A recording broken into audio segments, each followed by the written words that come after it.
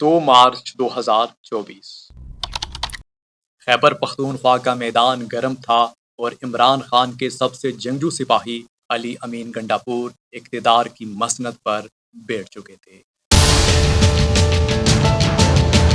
دبنگ لہجہ، جارحانہ سیاست اور وعدہ صوبہ بدلے گا، نظام بدلے گا، لیکن 19 ماہ بعد وہی دبنگ وزیر اعلیٰ عمران خان کی ایک ہدایت پر چپ چاپ استعفیٰ دے کر گھر چلے گئے۔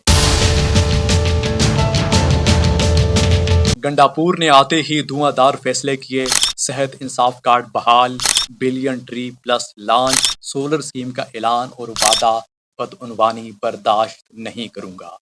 لیکن وقت گزرنے کے ساتھ یہی نعرے فائلوں میں دب گئے اور کرسی کے نیچے سے زمین کھسکنے لگی۔ فنڈز رکے، بلدیاتی نمائندے سڑکوں پر، محکمے بدعنوانی کے شکنجے میں اور وزیر اعلیٰ کا دفتر بیوروکریسی کے محاذ پر تنہا۔ پشاور سے کوہستان تک ایک ہی صدا، فنڈ کہاں ہے؟ وعدے کہاں گئے؟ عوام کہتی رہی، وزیر اعلیٰ بولتا رہا، لیکن تبدیلی کہیں گم ہو گئی۔ دوسری طرف اسلام آباد کی جیل میں عمران خان قید اور بنی گالہ کی خاموشی میں فیصلے ہو رہے تھے۔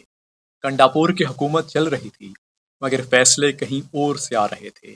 اسٹیبلشمنٹ سے تعلقات ٹھنڈے، وفاق سے رابطے کمزور اور پی ٹی آئی کی صوبائی قیادت وفاداری یا بقا کی بیچ پھنسی رہی۔ جب آڈیو لیک کیس کی گونج عدالتوں سے اسمبلی تک پہنچی تو گنڈاپور کے خلاف وارنٹ برقرار رہے۔ ادھر شوکت خان، عاطف خان اور جنید اکبر پر الزامات کی بارش، پارٹی کے اندر دراڑیں گہری ہونے لگیں۔ دبنگ وزیر اعلیٰ نے اسے افواہیں کہا، لیکن اندر سے تحریک انصاف تھکی ہوئی فوج لگنے لگی۔ صحت بجٹ کا صرف 15% استعمال، احساس پروگرامز کا آغاز مگر قرضوں میں رکاوٹ، اور سولر اسکیم کاغذوں سے آگے نہ بڑھ سکی۔ صوبے کے شہری بجلی، روزگار اور امن کے انتظار میں، جبکہ حکومت اپنی بقا کی جنگ لڑ رہی تھی۔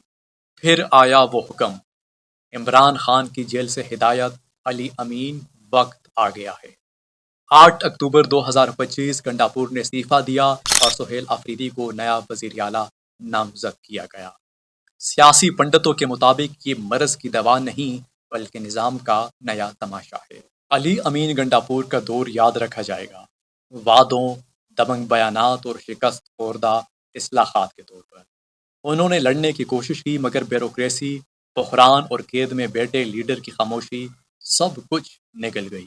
یہ صرف ایک وزیر اعلیٰ کا زوال نہیں بلکہ ایک تحریک کی کمزوری کا اشارہ ہے۔ تحریک انصاف ابھی بھی آزادی کے نعرے لگا رہی ہے، مگر حقیقت یہ ہے کہ عمران خان کے بغیر پارٹی ایک بازو ہے جس کا جسم کہیں اور ہے۔ علی امین گیا، مگر سوال باقی ہے، کیا نیا وزیر اعلیٰ پرانا کھیل نہیں دہرائے گا؟